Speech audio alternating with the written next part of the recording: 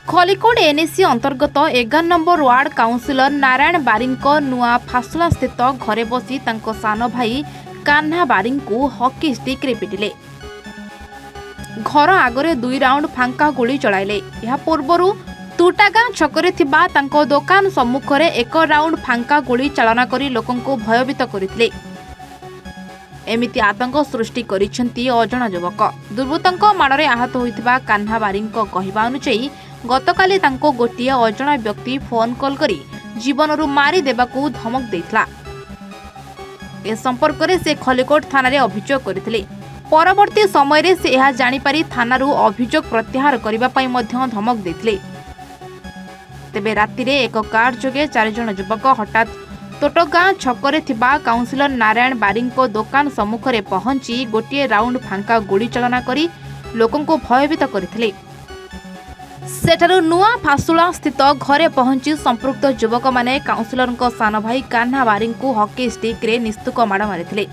परे रिवॉल्वर बाहर करिबारु आहत कान्हा घर भितरकू दौड़ी पळाइथिले। सेमाने घर आगरे थिबा काउंसिलर बोलेरो गाड़ी को भंगारुजा करबा सह 2 राउंड फांका गुली चालना करी सेठारु चंपट मारिथिले।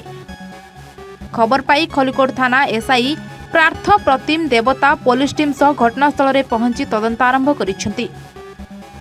मो नाम कान्हा बारी को हम गाँ होची तोटा गाँ। काली मते फोन लगे धमक देइथिले मु से केयर करनथिले। मते कहले पद्य पडाली मु बाकुडर कहूची आ तते डायरेक्ट मारी हाणी करी मा भणी मोर सोध दिला। सब मोल किए भाई कोन कहजो मु तुम चिन्हिनी कि मते कोन डायरेक्ट फोन करी गाळुचो गाली करचो कहला परे भी से सत्य से सुनिया नै। मु खाली नष्ट गाली करले ड्रिंक करथिले नाउची।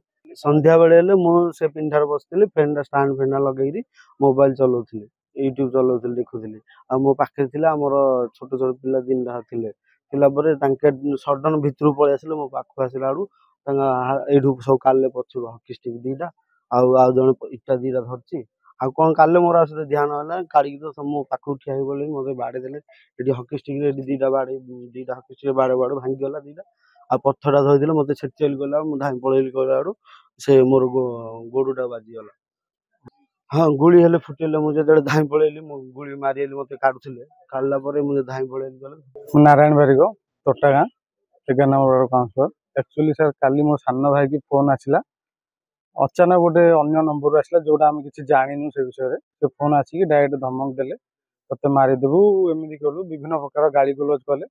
तापर आम जाइलु स्टेशन काली स्टेशन में कहीं नथिले मु आसिक पुणी आज थे फोन कर भूल मागिलु भाई तुम आम कौन जदि भूल करूँ आम क्षमा मागुचु। जी संध्यारे आसिक गोटे कार आसिक फास्ट मो दुकान पाखे मु दुकान थी से गाड़ीटा स्लो कर देखी मत देखे मु सामान देवा भर देखी पुणी आड़े आसिक ये गोटे 2टा राउंड मारी सान भाई की अटैक अटैक कर पुणी रिटर्न जाइए दुकान पाखे गोटे गुली मारी। हाँ मुझे जाइली अभियोग करी गोटे एफआईआर लिखिकी देइथिली किंतु सी मत पुणी पुलिस स्टेशन जीवार सी जाणिकी मत फोन करमी से पता कर तो जानी से जाणिकी मत फोन कर जदि स्टेशन जीवु आम बो पिला को जो भाई की अटैक कर वाइफ की फोन कर तुम जदि पुलिस स्टेशन जाऊच मु तुमको मारिबाटा मारिबी से यथाशीघ्र से एफआईआर आणतु रिटर्न।